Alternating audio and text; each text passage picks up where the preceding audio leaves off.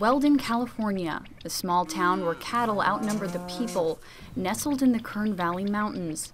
An hour east of Bakersfield, it feels like a world away, the way most people here like it. But what can feel like a cozy, private community by day can quickly feel like miles of lonely roads with nothing but black sky. I remember it being extremely dark. There's no street lights out there. I don't think the moon must have been very bright that night. It was January 3rd, 2006. Dana Dostal left her job at a bank in Lake Isabella and made her usual commute back to the Weldon home she shared with her longtime boyfriend, Dale Hay. As she traveled down the long stretch of Kelso Creek Road, she soon realized this drive was anything but ordinary. When I came on a curve, there was the truck it seemed to be stopped. It was slow moving, but it kind of seemed to be stopped. And so I came up on it, still wasn't moving much, so I passed the vehicle and started to go around some of the curves and then noticed the bright lights in my rear view mirror. Dana didn't recognize the truck and due to the darkness had a hard time making out the figure behind the steering wheel. So I just remember the blaring bright lights, behind me. And I got to a part in the road where I was just like, this guy has to go around me. I couldn't see. So I slowed down real slow. And the truck went around me and kind of like slammed on his brakes in front of me. It seemed kind of like a cat and mouse. If I sped up a little bit, he was right on my tail, and I slowed down and he didn't pass. He just stayed, behind me. After frantically trying to lose the car, Dana eventually thought she was safe, so she went home. I remember seeing the lights kind of facing our house when I passed through the gate. Dale had sent Willie out to open the gate for me. The other car left as soon as it seen me.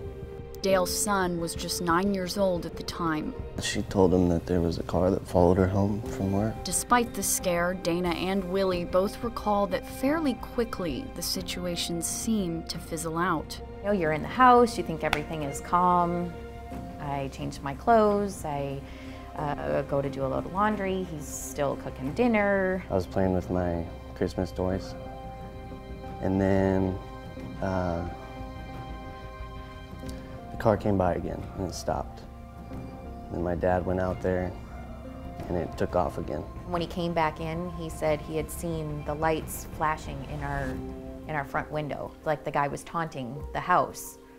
He was flashing the lights, not just blaring them in. 10 minutes after the truck returned and sped away, headlights once again appeared through the family's windows. I'm putting laundry away, I come out, and he's gone. The front door wasn't open this time, he was gone. Willie said he got in the Jeep and left. I thought he was gonna be fine. At this point, both Dana and Willie say they weren't worried yet. They didn't think there'd be an actual confrontation.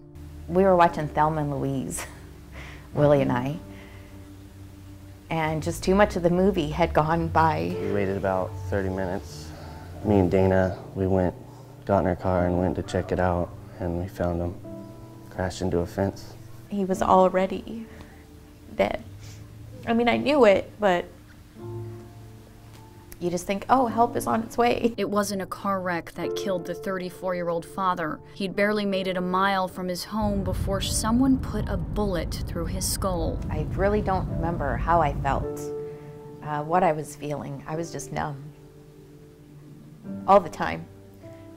The natural assumption was Dale was murdered by the mystery man who began following Dana midway during her short drive home from work. What else could it be? Dana and Williams said Dale gave no indication whatsoever that he knew who or why anyone would seemingly try to torment his family.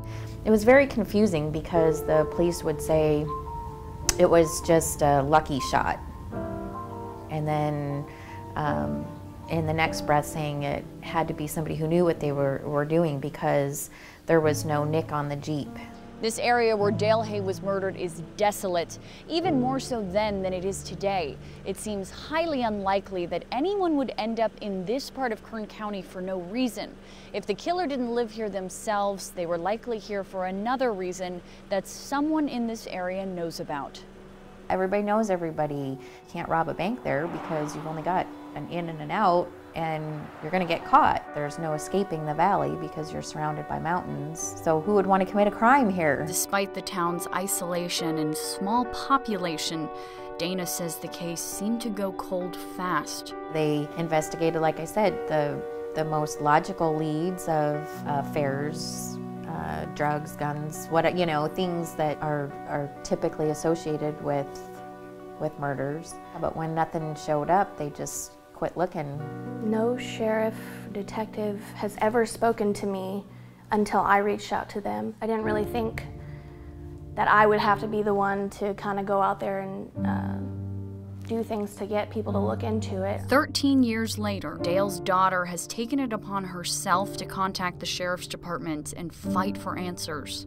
And I just asked them what they knew or what was going on, and they just told me currently the case wasn't being looked at and there hasn't been any information since 2006.